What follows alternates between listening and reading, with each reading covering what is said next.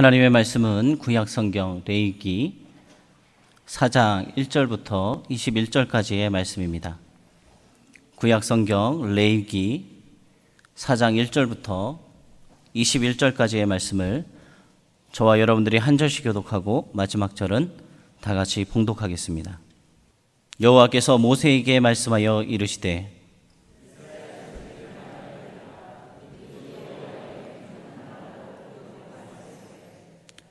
만일 기름 부음을 받은 제사장이 범죄하여 백성의 허물이 되었으면 그가 범한 죄로 말미암아 흠 없는 숫송아지로 속죄 제물을 삼아 여호와께 드릴지니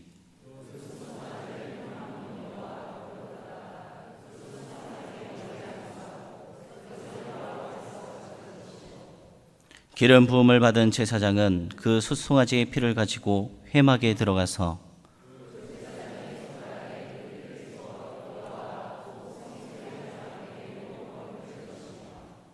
제사장은 또 그 피를 여호와 앞 곧 회막 안 향단불들에 바르고 그 송아지의 피 전부를 회막문 앞 번제단 밑에 쏟을 것이며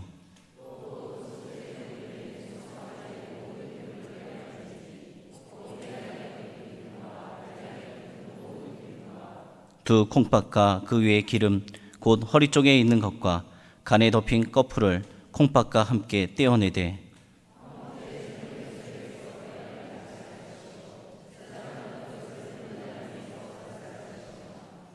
그 숫송아지의 가죽과 그 모든 고기와 그것의 머리와 정강이와 내장과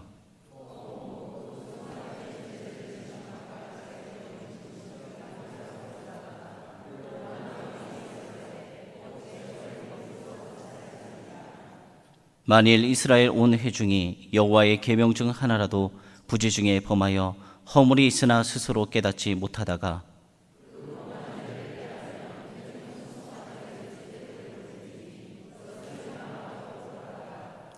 회중의 장로들이 여호와 앞에서 그 숫송아지 머리에 안수하고 그것을 여호와 앞에서 잡을 것이요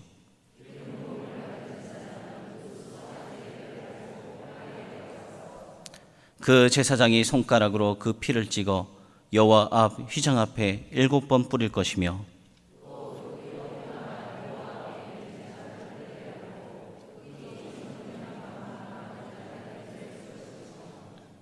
그것의 기름은 다 떼어 제단 위에서 불사르되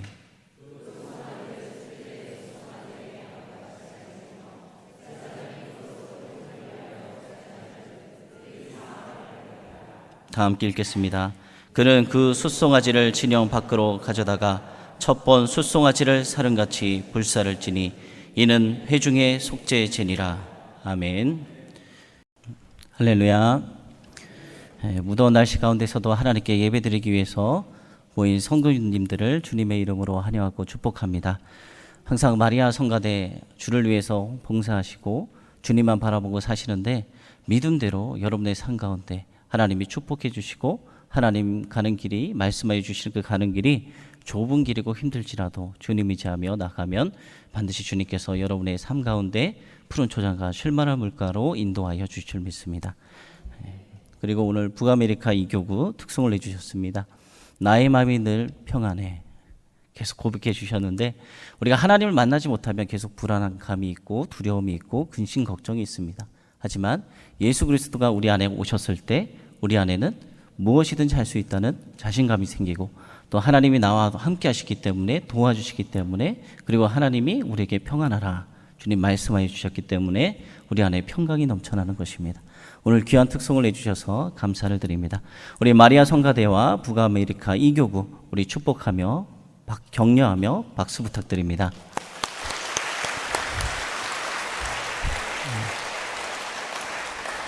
오늘 담임 목사님께서는 갑작스러운 장염의 증세로 인해서 오늘 말씀을 전하지 못하게 되셨습니다. 그래서 제가 오늘 말씀을 대신 전하게 되었는데요. 담임 목사님을 위해서 건강을 위해서 여러분들 많이 기도해 주시길 부탁드립니다. 여러분 우리는 계속 레위기의 말씀 보고 있습니다. 새벽에도 레위기의 말씀을 오늘 담임 목사님을 통해서 들었고 레위기의 말씀 보면 여러분 어때요? 많이 어려우시죠? 무슨 말을 계속 하고 있는데 제사제도에 대해서 지금 많이 계속 이야기하고 제사를 드릴 때 또 제물에 대해서도 이야기를 했잖아요. 숫송아지를 드리고 그 다음에 염소도 잡고 비둘기도 하나님께 드리고, 그리고 재물이 없는 사람은, 가난한 사람은 소재의 재물, 가루로 하나님께 드리기도 했습니다. 또한 레위기에 보면은 성막을 짓는 그런 내용도 들어 있습니다. 몇 규빗, 몇 규빗, 우리가 보면은 알 수도 없을 것 같고, 이게 도대체 뭐지? 이해도 안 되는 그런 내용들이 많이 있습니다. 하지만 레위기는 너무나도 귀한 하나님 말씀입니다. 하나님께서 우리를 얼마나 사랑하시는지, 제사를 어떻게 드려야 되는지, 또 어떻게 제사를 드려야 하나님과 화목한 관계로 나아갈 수 있는지, 어떻게 제사를 드려야 우리의 죄를 용서받을 수 있는지, 그리고 하나님이 원하시는 이 성막은 몇 센치인지, 하나님이 원하시는 이 성막의 모양은 어떤 것인지 하나님께서 디자이너 같이 하나하나 자세하게 설명을 써놓은 아름다운 책, 정말 훌륭한 책이 바로 레위기의 말씀입니다. 여러분, 우리가 교회를 다닙니다. 그리고 지금도 예배를 드립니다. 그런데 교회에서는, 그리고 성경에서는 우리를 무엇이라고 하느냐? 무엇이라 하죠? 죄인이라고 이야기합니다. 오늘 말씀은 속죄제에 대한 말씀이 있습니다.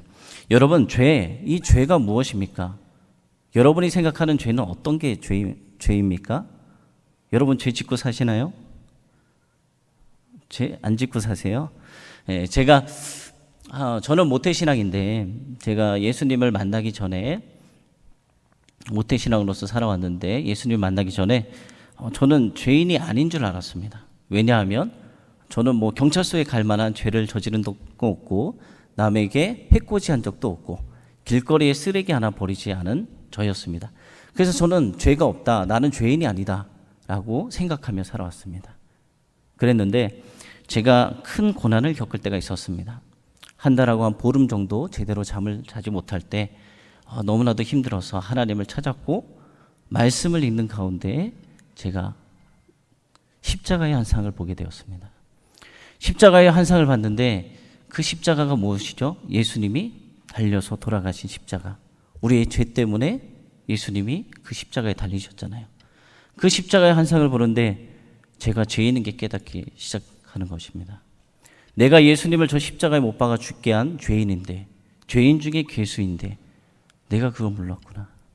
회개의 눈물이 터지기 시작했고, 제가 죄인 중에 괴수인 것을 깨닫게 되었습니다.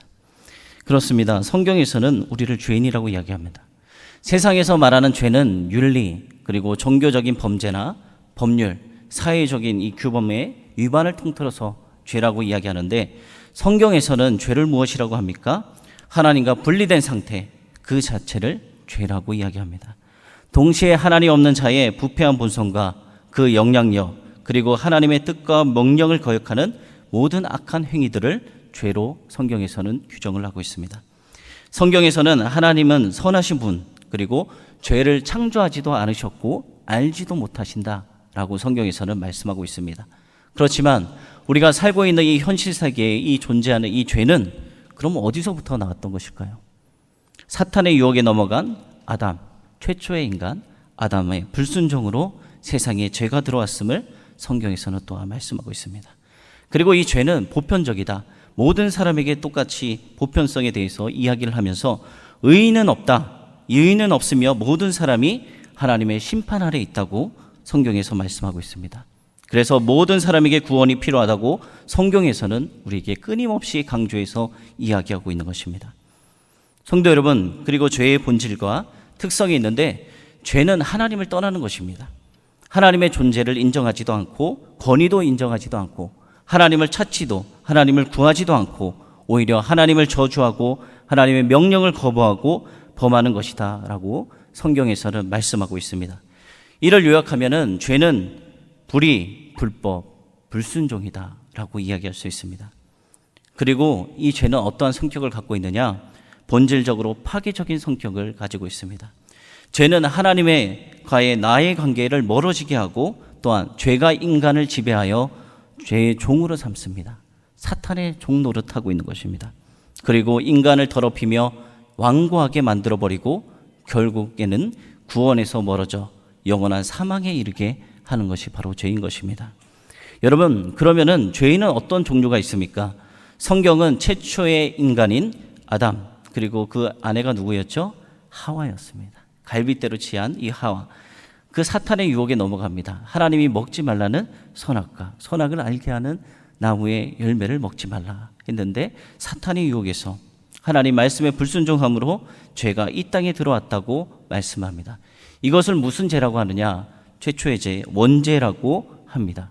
그런데 이 원죄의 영향력은 로마서 5장 12절 말씀같이 그러므로 한 사람으로 말미암아 죄가 세상에 들어오고 죄로 말미암아 사망이 들어왔나니 이와 같이 모든 사람이 죄를 지었으므로 사망이 모든 사람에게 이르렀느니라 라고 말씀합니다.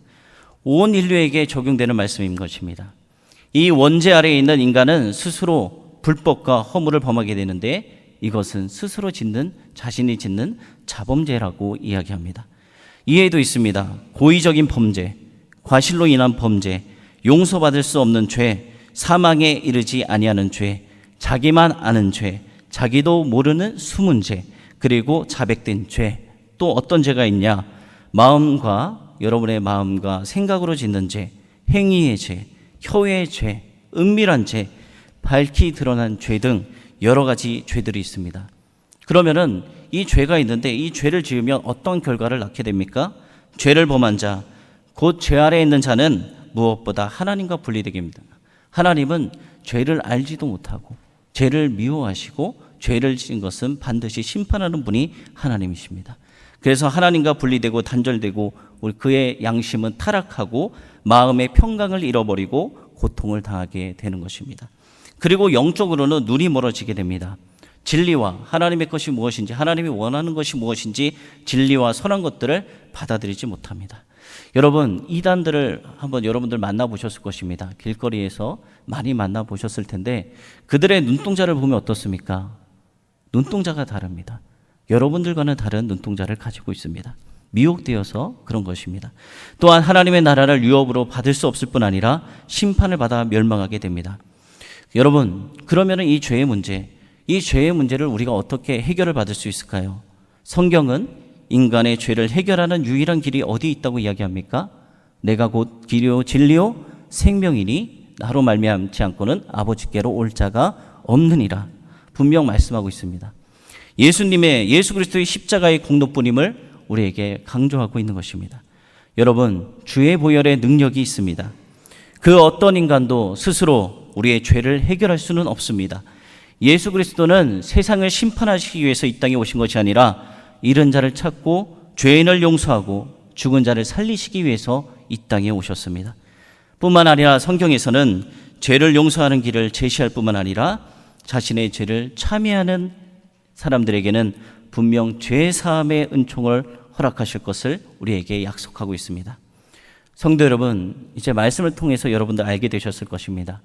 죄가 무엇인지, 그리고 죄는 어떤 성격을 가지고 있는지, 죄 사함은 어떻게 받는지 여러분 말씀을 통해서 깨닫게 되셨을 줄로 믿습니다.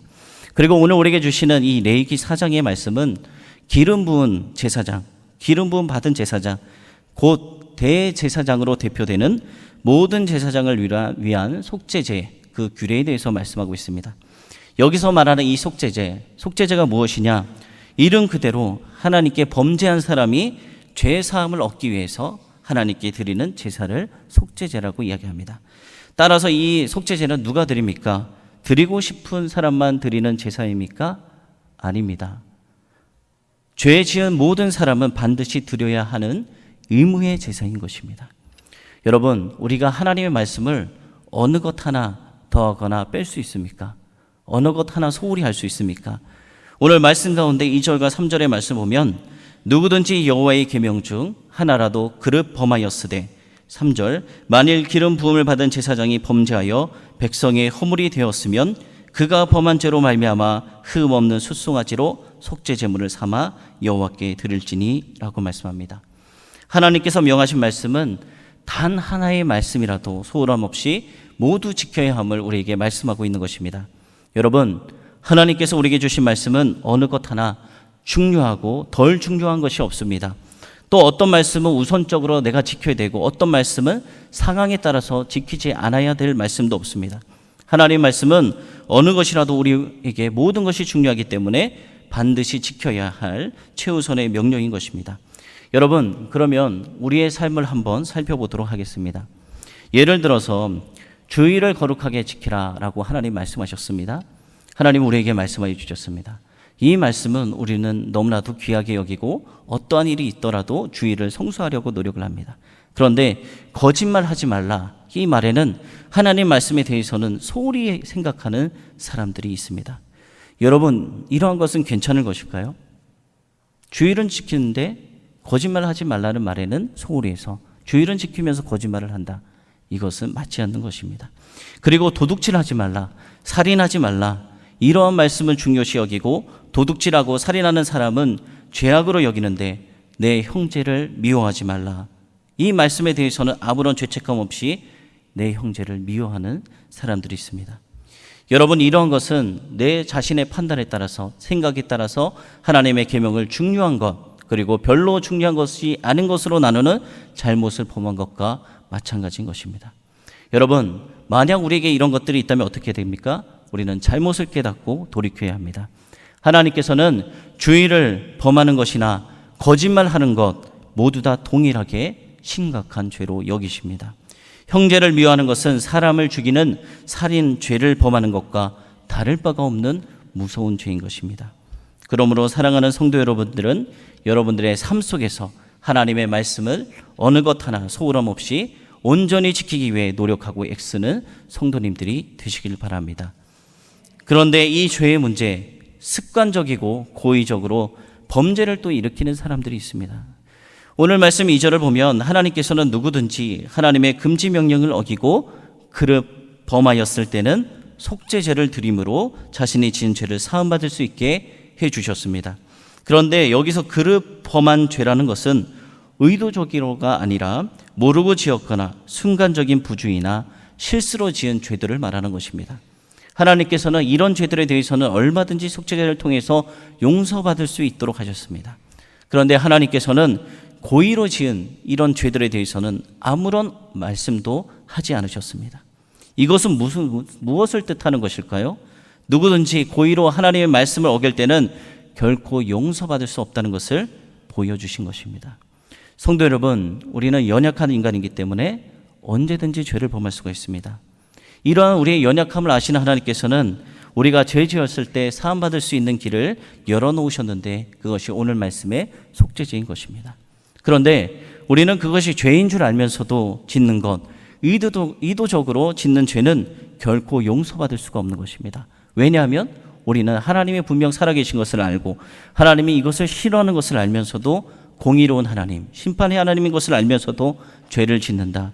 이것은 무엇입니까? 하나님을 무시하고 경멸하는 태도이기 때문에 절대로 용서받을 수가 없는 것입니다.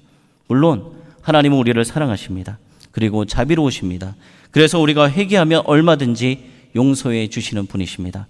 그러나 습관적으로, 고의적으로 죄를 범하면 그러면서 또 회개한다고 나와 있으면 진정한 회개가 아니기 때문에 용서받을 수가 없는 것입니다.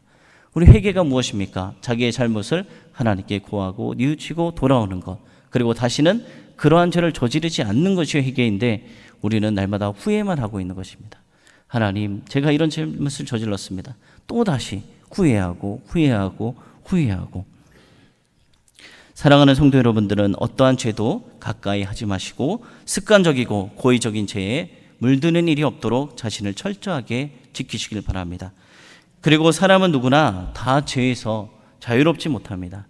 오늘 말씀 3절에서 12절의 말씀은 기름 부음 받은 제사장이 범죄하였을 때 속죄제를 드리는 방법에 대해서 말씀하고 있습니다. 이것은 무엇을 말하느냐? 기름 부음 받은 제사장도 죄를 범할 수가 있다는 것입니다. 여러분, 구약시대의 이 제사장들은 어떤 사람들이었습니까? 백성들을 대신해서 백성들이 지은 죄를 하나님 앞에 속죄하는 직분을 담당하는 이들이었습니다. 그들은 백성들의 영적인 지도자들이었습니다. 제사장들만큼이나 하나님과 밀접한 관계에 있는 사람도 없었습니다. 그런데 이런 제사장들도 하나님 앞에 죄를 범하였다는 것은 세상 사람들 중에 죄를 짓지 않고 살 수 있는 사람이 없다는 것입니다. 그렇습니다. 우리의 사람은 자신의 힘과 능력, 의지로는 죄에서 자유로울 수가 없는 것입니다. 성경에 보면 무엇이라고 이야기합니까? 모든 사람이 죄를 범하였다라고 말씀하고 있습니다. 사도 바울도 우리는 다 죄 아래 있다라고 이야기했습니다. 그런데 이러한 죄의 문제에서 우리가 해결받을 수 있는 것은 오로지 회개하고 예수 그리스도를 구세주로 영접했을 때 우리는 죄에서부터 자유로울 수 있게 되고 참 안식과 평화를 누릴 수 있게 되는 것입니다. 진정한 회개 없이는 죄 사함의 은총이 없습니다. 4절의 말씀을 보면 범죄한 제사장이 속죄제를 드릴 때 희생 제물의 머리를 안수합니다. 그리고 그것을 누가 잡습니까? 여러분 누가 잡는지 아십니까? 희생 제물이 있습니다. 그 제물의 머리에 안수를 합니다. 이것은 무엇을 나타내는 것이죠? 내 죄를 이 동물에게 다 전가한다라는 것입니다. 그런데 이 희생 제물을 누가 하나님 앞에서 잡는지 아십니까? 제사장이 잡습니까? 아닙니다. 죄 지은 죄를 전가한 그 사람이 하나님 앞에서 잡는 것입니다. 어떻게 했습니까? 각을 뜨고 가죽의 겁질을 벗기고 이런 것들을 죄인이 하는 것입니다. 제물을 바친 사람이 제물의 머리에 안수하는 것은 자신의 죄를 희생 제물에 전가한다는 뜻이 있습니다. 이때 제물을 바치는 사람은 자신의 죄를 하나님 앞에 진정으로 회개해야 되는 것입니다. 회개 없이 드려지는 이 희생 제물, 무슨 의미가 있겠습니까? 아무런 의미가 없는 것입니다. 성도 여러분, 하나님께서는 속죄제를 드리는 그 사람의 죄를 왜 용서해 주실까요? 희생 제물을 드리기 때문에 용서해 주실까요? 그렇지가 않습니다. 동물이 인간을 대신할 수는 없습니다. 하나님께서 속죄제를 드리는 그 사람의 죄를 용서하는 것은 오직 그 사람의 마음속에 진심으로 하나님 앞에 회개하는 마음이 있기 때문입니다. 만약 그것이 없다면 아무리 그 사람이 많고 아무리 귀한 예물을 하나님께 드린다고 하더라도 결코 하나님께서는 그 사람의 죄를 사하시지 않습니다. 죄의 용서는 보상으로, 물질로는, 그리고 말로는 다할 수 없는 부족한 것입니다. 자신의 죄를 사함받기 위해서는 진실로 우리의 죄를 고백하고 뉘우치고 회개하는 진실한 마음이 있어야 하는 것입니다. 그리고 죄 사함을 받기 위해서는 물론 피 흘림이 있어야 됩니다. 히브리서 9장 22절 말씀에 피 흘림이 없은즉 사함이 없느니라 라고 말씀합니다. 그런데 이러한 피의 제사가 있다 할지라도 그 안에 진정한 회개가 없다면 역시 죄 사함을 받을 수가 없는 것입니다. 결국 속죄의 피와 회개는 죄 사함을 위해서 반드시 있어야 함을 우리에게 말씀해 주고 있는 것입니다. 그렇습니다. 십자가에서 달려 돌아가신 분이 누구십니까? 어린 양 예수 그리스도이십니다. 예수님께서는 피 흘림이 없은즉 사함이 없느니라, 이 말씀처럼 십자가에서 피를 흘려주셨습니다. 그 보배로운 피를 믿는 자는, 예수 그리스도의 십자가의 사건을 믿는 자, 그 보배로운 피 때문에 우리의 죄사함을 받았다는 것을 믿는 자는 영원한 구원을 얻을 수가 있는 것입니다. 순간마다 진실된 회개를 통해 우리는 하나님 앞에 성결한 자로 설 수가 있습니다. 그리고 여러분, 이 죄는 어떠하냐? 기도의 통로를 막습니다. 7절의 말씀 보면 제사장을 위한 속죄제를 드릴 때 제사장은 희생제물로 바쳐진 짐승의 피를 성막 안에 있는 향단 뿔에 피를 발랐습니다. 여기에서 중요한 신앙의 원리가 있습니다. 그것은 회개 없이는 기도에 응답이 없다는 것입니다. 성경에서 이 향단은 무엇을 상징하냐? 성도의 기도를 상징합니다. 그리고 제사제도에서 피를 바르는 것은 부정한 것을 씻는 상징적인 행위인 것입니다. 속죄 제물의 피를 향단의 뿔에 바른다는 것은 하나님과 나 사이에 막혀있던 기도의 통로를 정결하게 하고 회복시킨다라는 의미가 있습니다. 여러분, 그러면은 여러분께서 지금까지 기도를 했는데 기도가 막혔던 이유가 무엇이었을까요? 그것은 바로 죄의 문제가 해결받지 못했기 때문입니다. 죄의 문제가 해결되지 않았기 때문입니다. 하나님은 어떤 분이십니까? 거룩하신 분, 죄에 대해서는 알지도 못하시는 분인데 그런 하나님께서 어찌 죄인의 기도를 들어주실 수가 있겠습니까? 하나님께서는 마음에 죄악을 품고 있는 사람의 기도는 절대로 들어주지 않으십니다. 죄악 가운데 있는 사람은 아무리 기도해도 기도 응답을 받을 수가 없는 것입니다. 그러므로 우리가 하나님의 기도의 응답을 받기 위해서는 먼저 내 속에 있는 이 죄의 문제, 죄에 대해서 철저히 회개함으로 내 모든 죄를 예수님의 거룩한 보혈의 피로 씻어내야 됩니다. 진실한 회개를 통해 하나님께 기도함으로 기도에 응답받는 저와 여러분들 되시길 바랍니다. 그리고 이 죄는 아무리 작은 것이라도 철저하게 죄를 제거해야 됩니다. 11절과 12절의 말씀 보면 이렇게 말씀합니다. 속죄제의 제물로 드려진 숫송아지 가죽과 모든 고기와 머리, 다리, 내장, 그리고 여러분들이 오늘 읽었던 말씀 가운데 똥이 있는데 이 똥 등 숫송아지의 모든 것을 진 밖에 있는 재 버리는 곳에 가져다가 불로 태우라고 말씀하고 있습니다. 이 제물로 드려진 이 숫송아지의 무엇입니까? 그 죄인의 죄를 그대로 전가받은 것입니다. 숫송아지는 곧 사람의 죄의 그 자체인 것입니다. 그렇기 때문에 숫송아지와 관련된 이 모든 것을 하나님께서는 하나도 남김없이 진 밖으로 가져가 불에 태우라고 한 것입니다. 아무리 작은 죄, 작은 것 하나까지도 남김없이 완전히 제거해야 함을 하나님께서는 우리에게 말씀하고 계신 것입니다. 성도 여러분, 죄는 여러 가지 특징이 있는데 아까도 이야기했듯이 파괴성을 가지고 있습니다. 죄는 죄에 범한 사람들을 멸망에 이르게 합니다. 그리고 죄는 엄청나게 신속하게 전염이 됩니다.